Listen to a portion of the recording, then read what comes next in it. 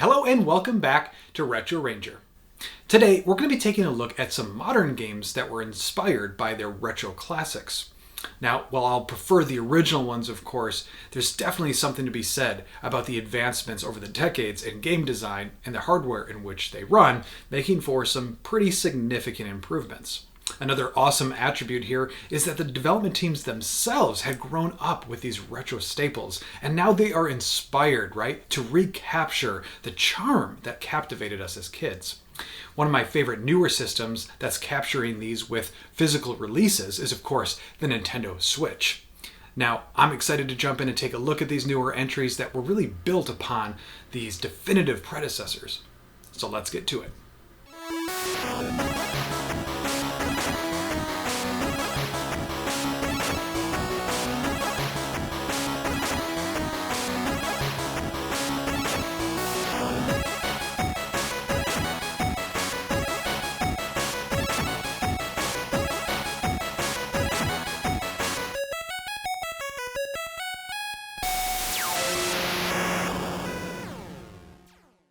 First up on our list is Blazing Chrome. Talk about a solid new entry into the modern retro scene. Blazing Chrome knocks it out of the park with this crossover of Contra meets Metal Slug, and boy does it deliver. You can select between two characters initially, but after completing the game with either, you unlock two more, which adds melee combat to the mix. Once you select whatever character suits you best, you're thrown in and you'd swear you're gaming in the 90s.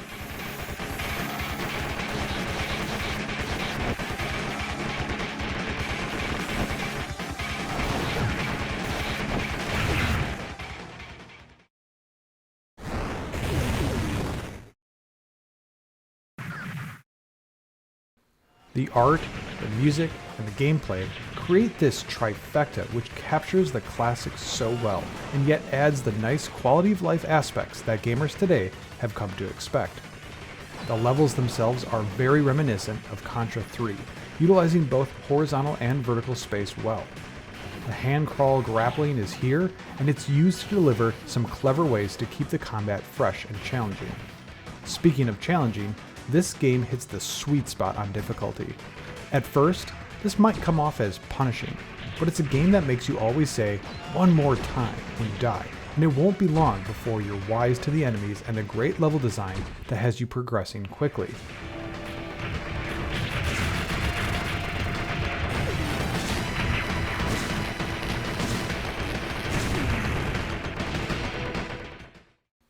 I had also mentioned some Metal Slug inspiration, and you can see it here in a few ways.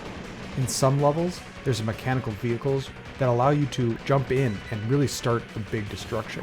Their durability is rather limited, and it's always fun to see how long you can keep it going in the level, which can open up some really cool gameplay possibilities, including how you approach the boss fights.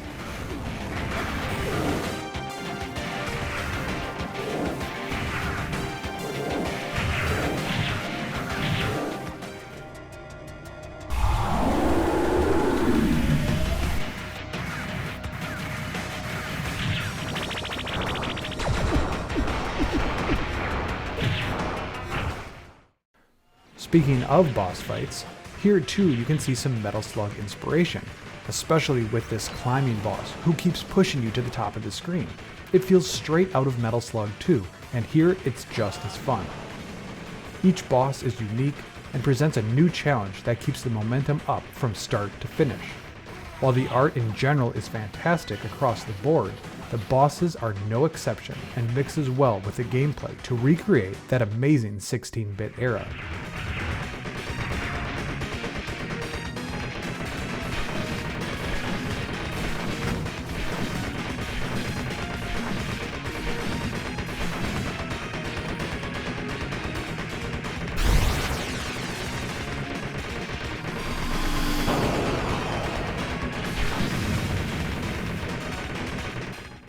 If you've not yet checked this game out, and you're a fan of the series it was inspired from, this game is a no-brainer. Grab it, crank up the volume, and start blasting away to some truly great music tracks.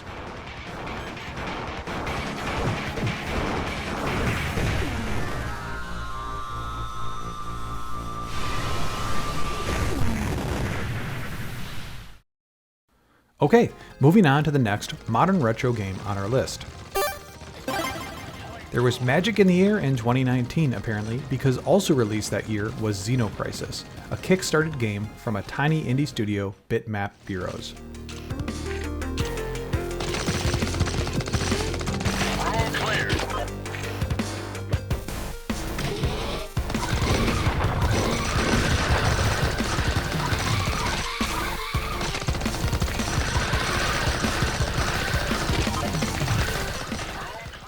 It features the same top-down perspective and gameplay from its heavily inspired predecessor, Smash TV. Like Smash TV, you make your way from room to room, clearing enemy waves of varying difficulty and tactics, collecting power-ups like the different projectile types to help you in your mission, and you're going to need them. Even your starting machine gun lacks infinite ammo, and you'll need to be able to maneuver yourself strategically around the room to collect ammo boxes to keep those rounds firing. This is even more important when you're playing co-op, so that each player can keep their own guns stocked. Another pickup you can get is dog tags, and this is where the game adds yet another dimension. The dog tags acts as currency for between-level shop purchases for things like the ability to hold more ammo, how fast you can move, or how much HP you get. Picking these wisely and in what order plays a strong role in your success in progressing.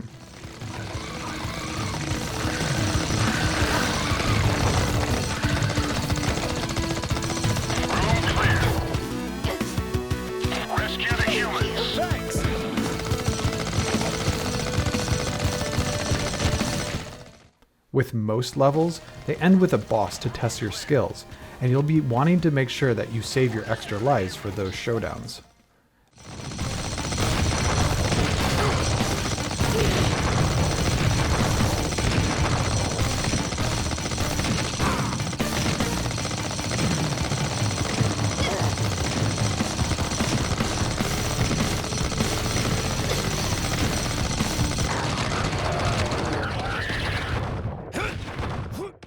These two harken back to that Smash TV inspiration they came from, and it's exactly what you'd want in terms of both art and gameplay.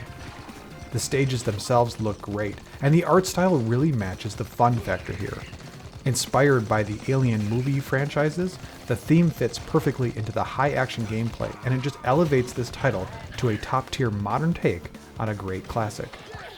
While I grabbed it on the Switch and Vita, this gem is also released on the Sega Dreamcast, the Sega Genesis, PS4, Xbox One, PC, and even the Neo Geo. Grab it wherever you prefer to game the best. This is a solid entry.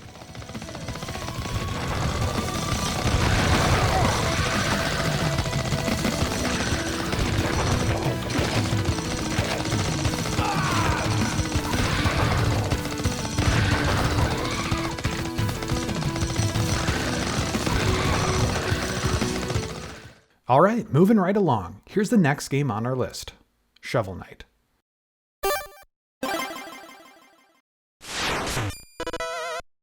This critically acclaimed title draws inspiration from 8-bit platformer games on the NES, and it's easy to see a few connections to that era. The biggest of which is the core mechanic of Shovel Knight's downward thrust, used to pacify enemies and clear the way through levels. While you might jump to the Kane Pogo move from DuckTales, as it's its primary inspiration, but it's actually the downward thrust from Zelda 2 that claims the origin, though DuckTales was called out by the development team as inspiration alongside other titles like Mega Man, Super Mario 3, UN Squadron, and more.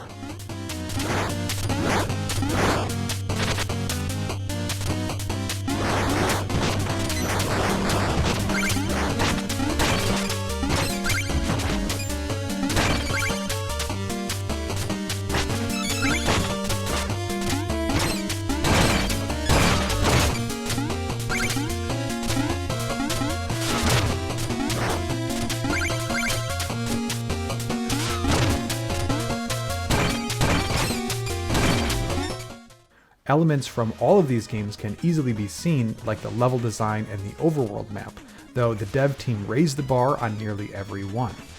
A perfect example of this is the checkpoint system.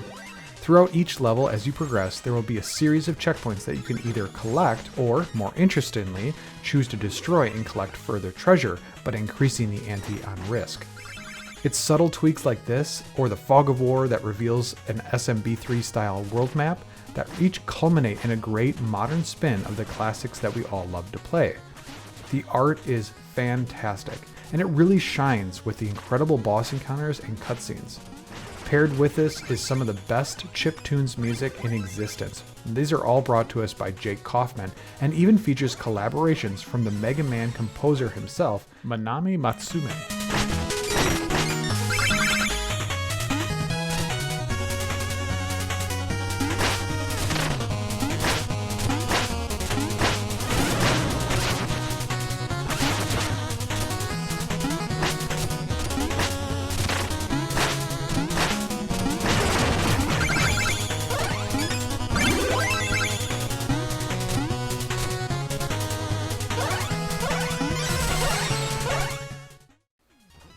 It just fits the style and gameplay so well, and it just makes this title really something special.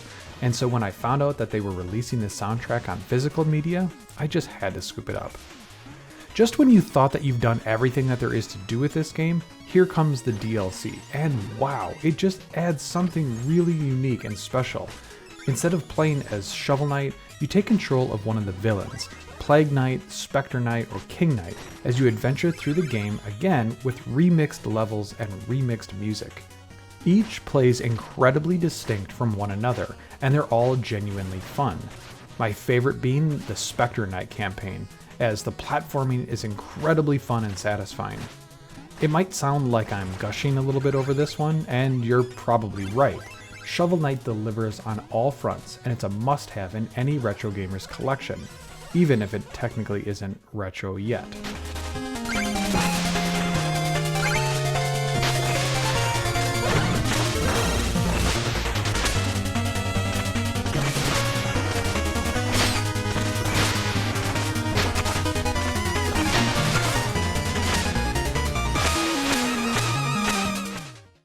Okay, moving along to the next title on our list.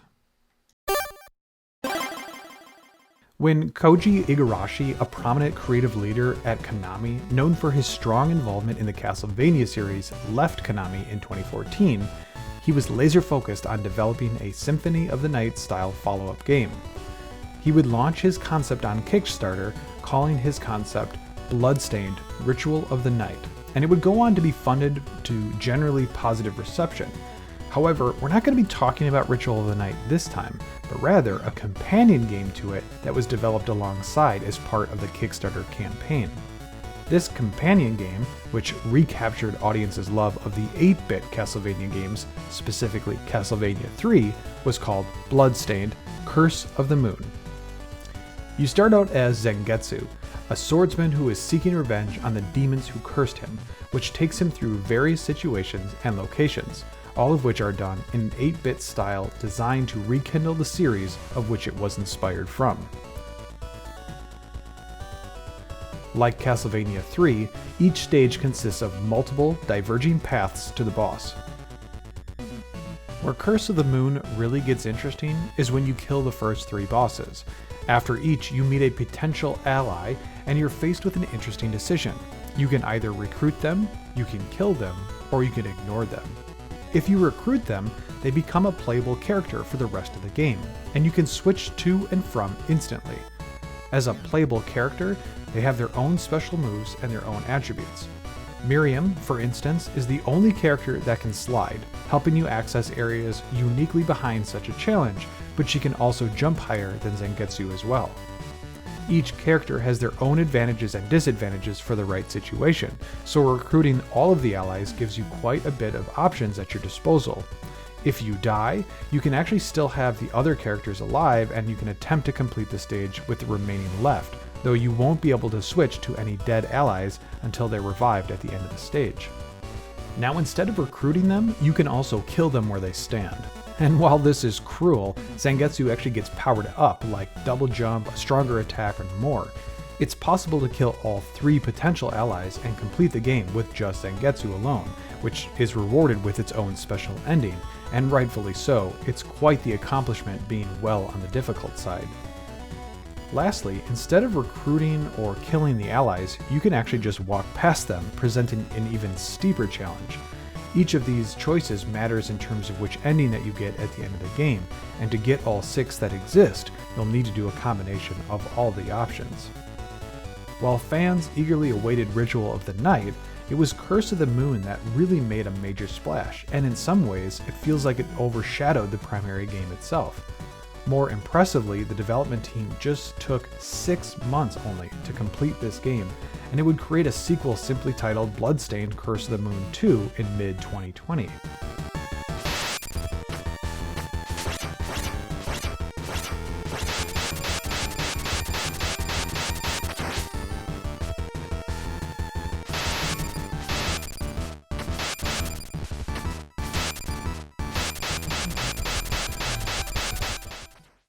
While the difficulty might not make this as approachable, there are options when creating a new game that you can kind of curtail it to your liking.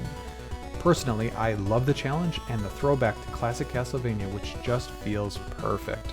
Grab this title if you've not yet seen it.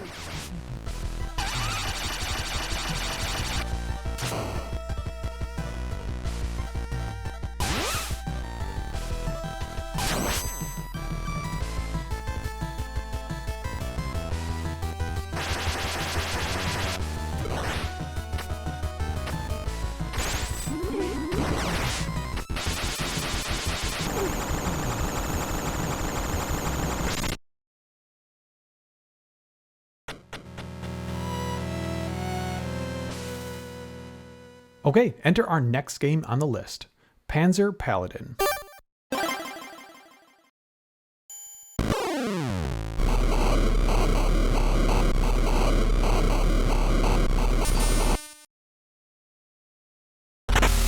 Released in 2020 by, perhaps named most fittingly, Tribute Games, Panzer Paladin is a 2D side-scroller that again draws heavy influence from games of the Nintendo Entertainment System.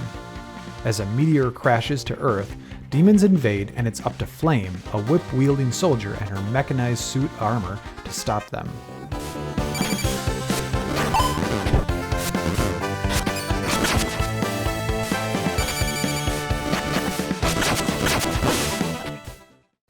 Flame's Paladin armor, Grit, has its own health bar and gameplay mechanics. Drawing on inspiration from Blaster Master on the NES, you can jump in and out of Grit when it suits you best to do so. Or, if Grit's health is depleted, you're forced to eject and play exclusively as Flame. While there's plenty of occasions where the stage will force Flame to carry on without the Paladin, there's also a number of times where you can choose to do so, with branching paths or just out of the reach areas to refill Grit's health. After a while, you'll come to a platform that lets you rematerialize Grit, allowing you to jump back into the safety of the armor, and it might be wise to do so. Flame's HP is rather limited, and you only get the whip. Grit, on the other hand, has lots of HP and can even be upgraded in the lab between stages. Another handy trick from Grit is that he can actually use weapons. Weapons are either found in the stage or dropped by the enemies. Either way that you acquire it, they serve multiple purposes. Like Shovel Knight, checkpoints are optional to secure, but doing so will cost you one weapon. This isn't as bad as it sounds though, since weapon drops are common and they're also very temporary in nature since they all have limited durability. In addition to killing enemies or sacrificing them to checkpoints, you can also choose to purposely break them to gain some benefit, such as a health refill, temporary power-up like a projectile shot, and more. The better the weapon, typically the better the power-up. One thing you can't do as Grit, however, is swing like you're a Belmont in the Dracula's castle. Here you'll be forced to eject and proceed on foot as Flame. Whether you're Flame or Grit, movement feels nice and smooth. Grit can down thrust just like Link from Zelda 2, and I'm not sure why this movement feels so satisfying, and admittedly it does a better job in Shovel Knight, but even here it still feels great.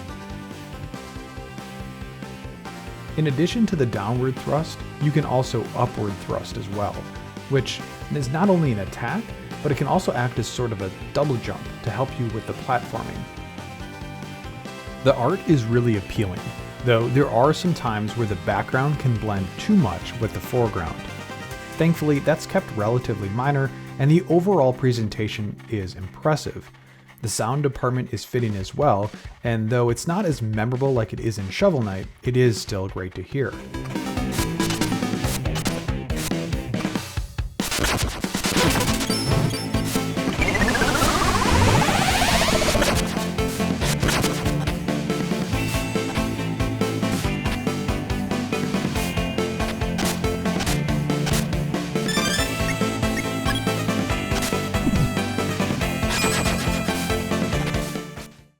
I don't mean to keep comparing these two games, but at the same time, there's definitely a lot of shared inspiration that can easily be felt between them.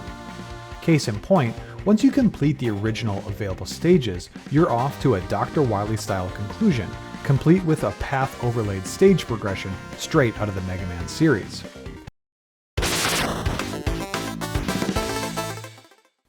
Overall, this is a fun, retro-style throwback that presents great challenges and is engaging in gameplay.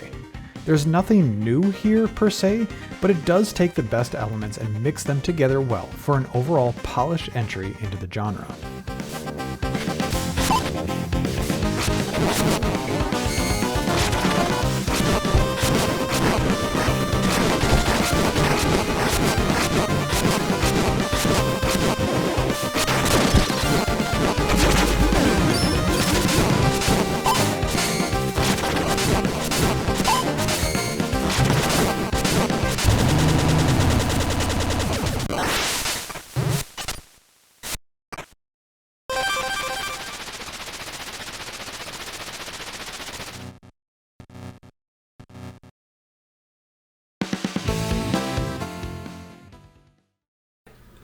And there you have it. 5 great examples of modern games that were truly inspired by the gaming classics we know and love. I just can't seem to get enough of that art, the music, and gameplay that these all bring to the table. Of course, there's so many more that we haven't yet covered, and while these ones personally resonated with me, I'm curious to see which ones did so for you. Let me know in the comments down below. And until next time, thank you for watching Retro Ranger.